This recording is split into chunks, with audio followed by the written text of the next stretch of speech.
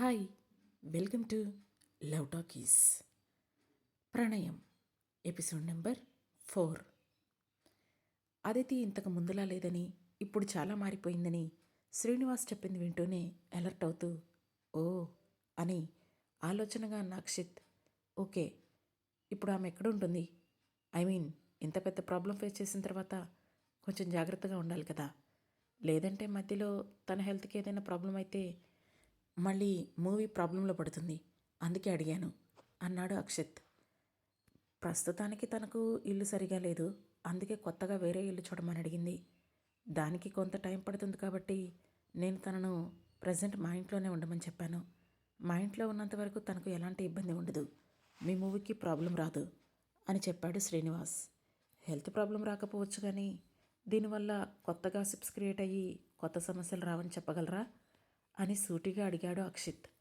ఆ మాటకు ఏం సమాధానం చెప్పాలో తెలియనట్లు అయోమయంగా చూశాడు శ్రీనివాస్.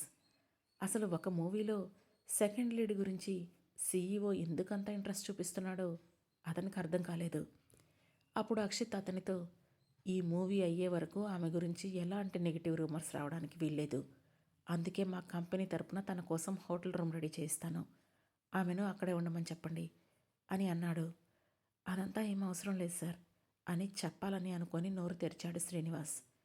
కానీ అక్షిత్ అప్పటికే ఇక దాని గురించి మాట్లాడేదేం లేదన్నట్లు ల్యాప్టాప్లో తలదొర్చడంతో సైలెంట్గా పైకి లేచి, మీరు చేసిన ఈ సహాయానికి అదితి తరపున థ్యాంక్ యూ సార్ అని అన్నాడు. పర్వాలేదు, మేమేం చేసినా మా సినిమాకు ఇబ్బంది రాకూడదనే ఉద్దేశంతోనే చేస్తాం. ఒకవేళ ఈ మూవీలో ఆమె పర్ఫార్మెన్స్ బాగోలేకపోతే క్షణం కూడా ఆలోచించకుండా వేరే వాళ్ళతో రీప్లేస్ చేస్తాం. మేనకా ఇండస్ట్రీస్ ఎప్పుడూ టాలెంట్ ఉన్న వాళ్ళను మాత్రమే సపోర్ట్ చేస్తుంది అని గంభీరంగా చెప్పాడు Akshith. Okay sir, thank you అని చెప్పి ఆ గది నుండి బయటపడ్డాడు శ్రీనివాస్. అతను వెళ్ళగానే ఇంటర్కమ్ ద్వారా మురారిని లోపలికి పిలిచిన అక్షిత్, 5 స్టార్ హోటల్లో ఆర్టిస్ట్ అదితి కోసం ఒక రూమ్ బుక్ చేయండి, ఈ రోజు నుండి ఆమె అక్కడే ఉంటుంది అని చెప్పాడు. అతను వేసిన ఆర్డర్ కొంచెం విచిత్రంగా అనిపించినా మురారికి అదేం కొత్త కాకపోవడంతో ఓకే బాస్ అని చెప్పి అక్కడి నుండి వెళ్ళి వెంటనే తన పనిని మొదలు పెడుతూ ఎవరికో కాల్ చేశాడు. అతను వెళ్ళగానే అదితిని గుర్తు చేసుకుని చిన్నగా నవ్వుకున్నాడు అక్షిత్. ఆఫీస్ నుండి బయటికి వచ్చిన శ్రీనివాస్ వెళ్ళి కారులో కూర్చుంటూ, ఈ మేనకా ఎంటర్టైన్మెంట్స్ వాళ్ళ రూల్స్ అన్నీ చాలా డిఫరెంట్గా ఉన్నాయి అని అన్నాడు. ఏమైంది, వాళ్ళు ఎందుకు పిలిచారు అని అడిగింది అదితి. నీకోసం హోటల్లో రూమ్ అరేంజ్ చేస్తారట, నువ్వు అక్కడే ఉండాలని చెప్పారు అని అన్నాడు శ్రీనివాస్. ఆ మాట విని అదితి ఆశ్చర్యపోతూ, అదేంటి, ఆర్టిస్టులందరికీ అలాగే అరేంజ్ చేస్తున్నారా అని అనుమానంగా అడిగింది. లేదు, నీ హెల్త్ ఇష్యూని దృష్టిలో పెట్టుకొని నీకు మాత్రమే ఈ ఆఫర్ ఇచ్చారు. నువ్వు వేరే ఎక్కడైనా ఉండి హెల్త్ పాడు చేసుకుంటే వాళ్ళ మూవీ డిస్టర్బ్ అవుతుందట, వీలైనంత సింపుల్గా చెప్పాడు శ్రీనివాస్. ఇది కొంచెం ఓవర్గా అనిపించడం లేదా అని చిరాకు పడుతూ అడిగింది అదితి. మనకి ఎలా అనిపించినా వాళ్ళు పట్టించుకోరు, వాళ్ళు చెప్పినట్లు చేయడమే మన పని. అయినా నీకు కూడా మంచిదే, ఫ్రీగా స్టార్ హోటల్లో ఉండొచ్చు. నీ లైఫ్లో ఇంతవరకు ఒక్కసారి కూడా ఇలా హోటల్స్లో ఉండే అవకాశం వచ్చుండదు కదా, ఇప్పుడు ఎంజాయ్ చెయ్యి అని నవ్వుతూ చెప్పాడు శ్రీనివాస్. నిజమేలే, ఆ డబ్బా గదిలో ఉండడం కన్నా ఇది చాలా బెటర్. కానీ ఈ అక్షిత్ ఇలా ఎందుకు బిహేవ్ చేస్తున్నాడు, అదితిని ఇంత స్పెషల్గా ఎందుకు చూస్తున్నాడు అని మనసులోనే అనుకుంది అదితి శరీరంలో ఉన్న మేనక. ఇంతలో హోటల్ అడ్రస్ తన ఫోన్కి రావడంతో వాళ్ళు హోటల్ బుక్ చేసేసి లొకేషన్ పెట్టేశారు. నిన్ను హోటల్ దగ్గర డ్రాప్ చేసి నేను వెళ్తాను, 2 రోజుల్లో షూట్ స్టార్ట్ అవుతుంది, అప్పుడు మళ్ళీ కలుస్తాను, అప్పటిదాకా రెస్ట్ తీసుకో, ఏదైనా అవసరం ఉంటే కాల్ చెయ్యి అని చెప్పి అదితిని హోటల్ దగ్గర వదిలేసి వెళ్ళిపోయాడు శ్రీనివాస్. హోటల్ ముందు కారు దిగిన అదితి తలపైకెత్తి చూసి ఆశ్చర్యపోయింది. దానికి కారణం, తాను మేనకగా ఉన్నప్పుడు ఏ హోటల్లో ఉండడానికి ఇష్టపడేదో ఇప్పుడు తాను అదే హోటల్ ముందు నుంచొని ఉంది.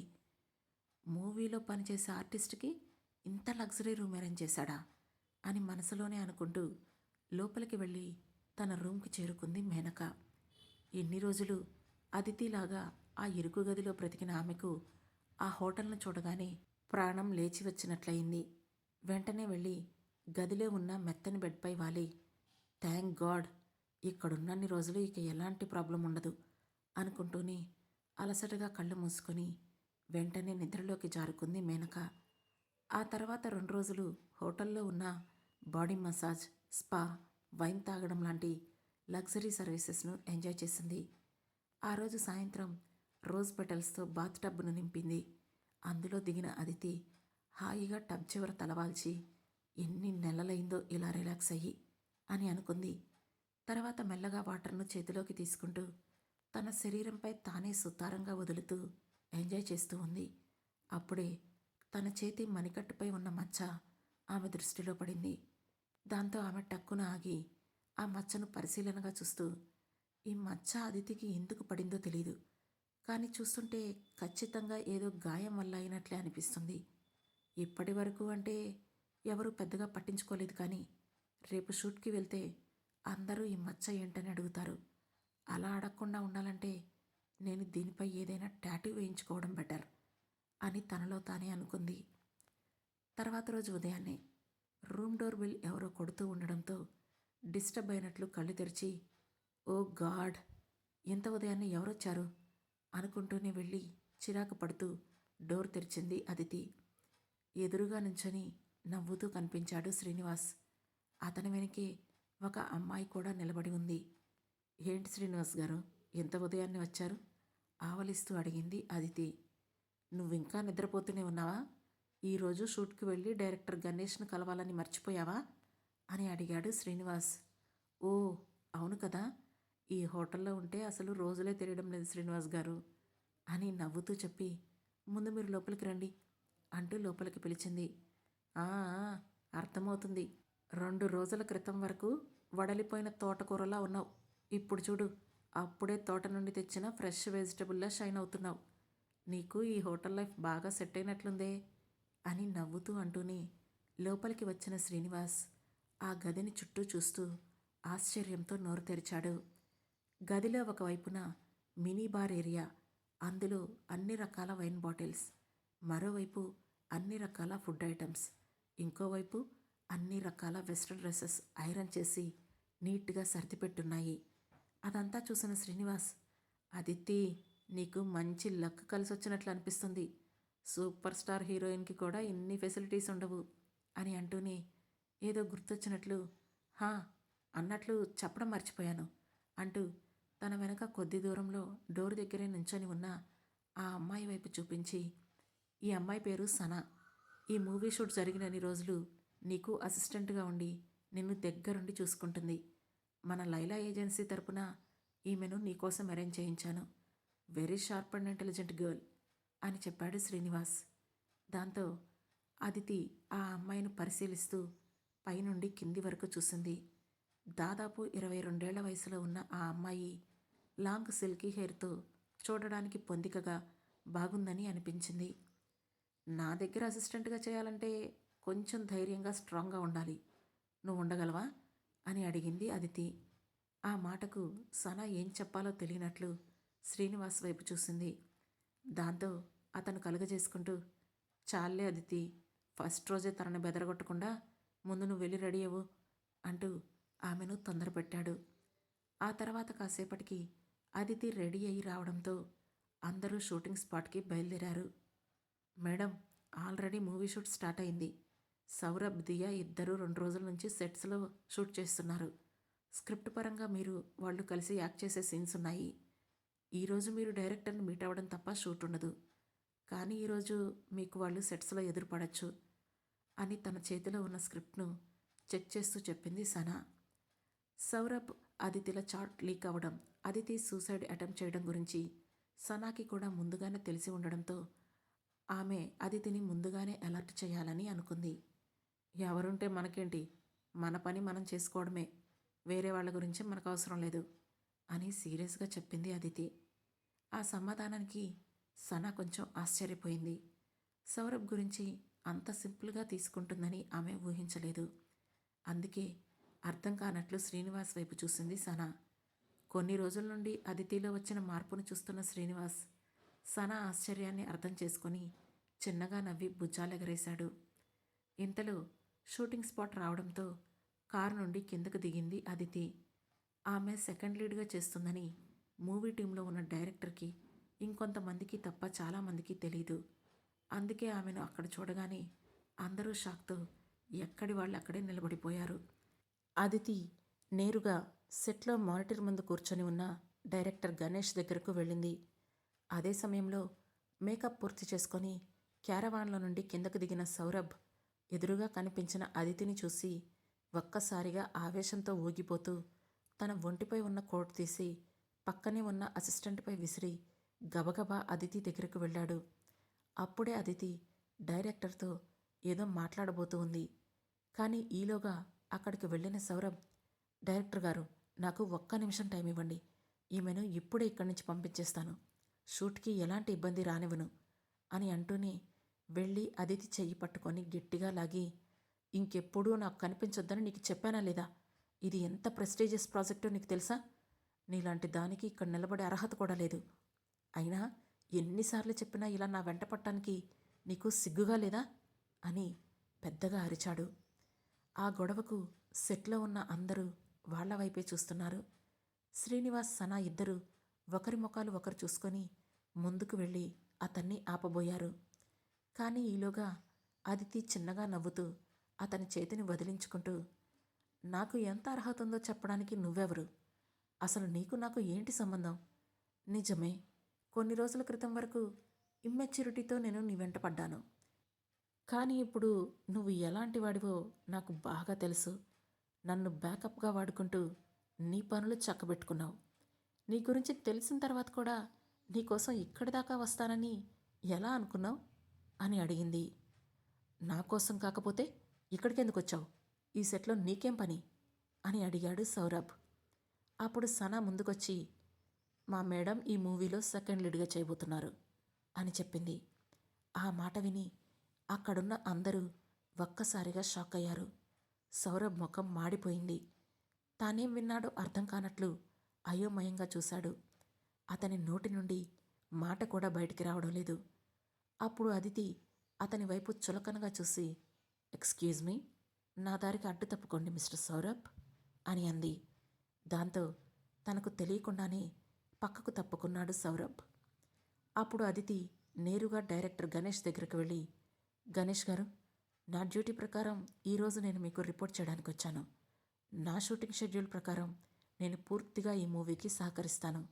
నేను కేవలం ఇక్కడికి మూవీలో ఉన్న నా క్యారెక్టర్ కోసమే వచ్చాను, మరెవరి కోసమో కాదు. నా వ్యక్తిగత సమస్యల వల్ల ఏ రోజైనా మీ షూట్కి ప్రాబ్లం కలిగిస్తే వెంటనే మీరు నన్ను రీప్లేస్ చేయొచ్చు అని చెప్పింది. ఆ మాట విన్న డైరెక్టర్ గణేష్ చిన్నగా తలూపి చుట్టూ ఉన్న అందరి వైపు చూసి, ఇప్పుడు మీకు అర్థమైంది కదా, ఆమె చెప్పింది మీరు కూడా విన్నారు అని చెప్పి అదితి వైపు తిరిగి, మీరు చెప్పిన దానికి ఈ సెట్లో ఉన్న వాళ్ళంతా సాక్ష్యం. సో మీరు మీ మాటపై నిలబడండి. అలాగే నేను వర్క్ విషయంలో చాలా స్ట్రిక్ట్గా ఉంటాను. మీ నుండి కూడా అదే ఎక్స్పెక్ట్ చేస్తున్నాను అని అన్నాడు. మీ ఎక్స్పెక్టేషన్స్కి తప్పకుండా రీచ్ అవుతాను. నా షెడ్యూల్ కన్ఫర్మ్ అయిన తర్వాత నేను షూట్లో జాయిన్ అవుతాను అని చెప్పింది అదితి. అప్పుడు శ్రీనివాస్ కూడా, అవును డైరెక్టర్ గారు, ఆమె వల్ల ఏదైనా ప్రాబ్లం వస్తే మీరు మేనకా ఎంటర్టైన్మెంట్స్కి కంప్లైంట్ చేయడంతో పాటు మాకు కూడా ఇన్ఫామ్ చేయొచ్చు. మా లైలా ఏజెన్సీ తరపున మాకు కూడా ఆమెపై బాధ్యత ఉంటుంది అని చెప్పాడు. ఓకే, ప్రస్తుతానికి మీరు వెళ్ళొచ్చు. మీ షెడ్యూల్ కన్ఫర్మ్ అవ్వగానే ఇన్ఫామ్ చేస్తాం అని చెప్పి మళ్ళీ మానిటర్ ముందు కూర్చున్నాడు గణేష్. దాంతో ఆ ముగ్గురు అక్కడి నుండి బయలుదేరుతూ ఇంకా నోరు తెరుచుకుని నిలబడ్డ సౌరభ్ వైపు చూశారు. అతని ముఖంలో నెత్తిటి చుక్కలేనట్లు పాలిపోయింది. కాసేపటికి వాళ్ల కార్ అక్కడి నుండి బయలుదేరగానే పరిగెత్తుకుంటూ సౌరభ్ దగ్గరికి వెళ్ళిన హీరోయిన్ దియా వెంటనే అతన్ని సెట్కి దూరంగా లాక్కెళ్ళింది. ఆ తర్వాత అతని వైపు కోపంగా చూస్తూ, అసలు ఇక్కడ ఏం జరుగుతుంది సౌరభ్? ఆ అదితి ఈ మూవీలో సెకండ్ లీడ్గా ఎలా వచ్చింది అని ఆవేశంగా అడిగింది. ఆ మాటతో ఈ లోకంలోకి వచ్చిన సౌరభ్ కంగారు పడుతూ, నాకు తెలియదు దియా, నన్ను నమ్ము, నేను కూడా అదే షాక్లో ఉన్నాను. దాన్ని ఇక్కడ చూడటం నాకు కూడా చిరాగ్గా ఉంది.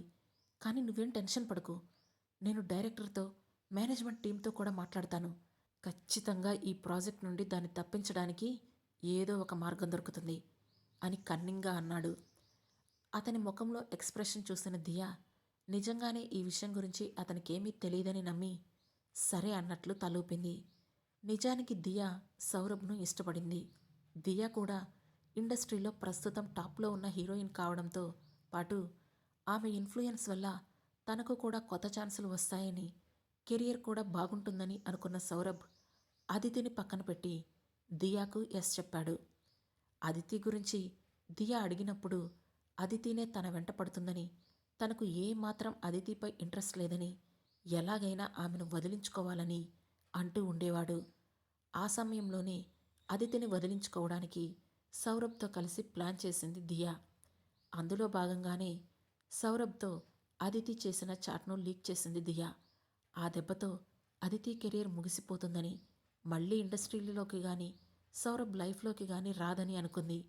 కానీ దియా అంచనాలను తలక్రిందులు చేస్తూ అదితి నేరుగా మేనకా ప్రొడక్షన్స్ ప్రొడ్యూస్ చేస్తున్న మూవీలోకే ఎంటర్ అవుతుందని ఆమె ఊహించలేదు.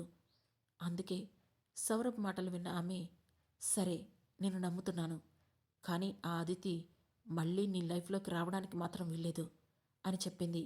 చచా, అలాంటిదాన్ని మళ్ళీ నా జీవితంలోకి ఎందుకు రాణిస్తాను బేబీ, చూస్తూ ఉండు, దాన్ని ఈ మూవీలో కూడా లేకుండా చేస్తాను, నా మనసులో నువ్వు మాత్రమే ఉన్నావు అని చెప్పాడు. అంటూ చిన్నగా నవ్వింది దియా. మరోవైపు శ్రీనివాస్ సనాలతో పాటు హోటల్కు చేరుకుంది అదితి.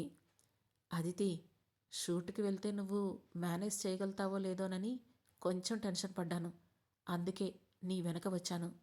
కానీ ఈరోజు జరిగింది చూసిన తర్వాత నాకు నీపై నమ్మకం వచ్చింది. ఇక నీ పర్ఫార్మెన్స్ పైపు కూడా దృష్టి పెట్టుకో. నువ్వు బాగా యాక్ట్ చేస్తే లైలా ఏజెన్సీ కూడా నీకు మంచి ఆఫర్స్ వచ్చేలా చేస్తుంది అని చెప్పాడు శ్రీనివాస్. ఆ మాటకు చిన్నగా నవ్వి ఊరుకుంది అదితి. దాంతో శ్రీనివాస్ మళ్ళీ మాట్లాడుతూ, ఈరోజు షూట్లో నీ ఇంట్రడక్షన్ అయిపోయింది కాబట్టి ఇక నుండి నేను నీతో షూట్కి రాను, సనా మాత్రమే ఉంటుంది, ఏదైనా అవసరం ఉంటే మాత్రం నాకు కాల్ చేయి అని చెప్పాడు. సరే శ్రీనివాస్ గారు, థ్యాంక్ యూ సో మచ్, మీరు నాకు చాలా హెల్ప్ చేశారు అని మనస్ఫూర్తిగా చెప్పింది అదితి.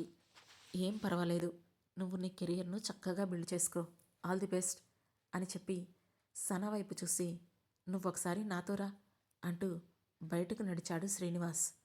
రూమ్ దాటి బయటకు రాగానే డోర్ క్లోజ్ చేసిన అతను, చూడు సనా, అదితిని ఎప్పుడూ ఓ కంట కనిపెడుతూ ఉండు, ఆమె బిహేవియర్ ఎప్పుడు ఎలా మారుతుందో చెక్ చేయాలి, ఏదైనా ప్రాబ్లం అనిపిస్తే వెంటనే నాకు ఇన్ఫామ్ చేయాలి, అర్థమైందా అని అన్నాడు. ఆ మాట విని సనా ఆశ్చర్యపోతూ, బిహేవియర్ని చెక్ చేయాలా, ఎందుకలా చెబుతున్నారు సార్ అని అడిగింది.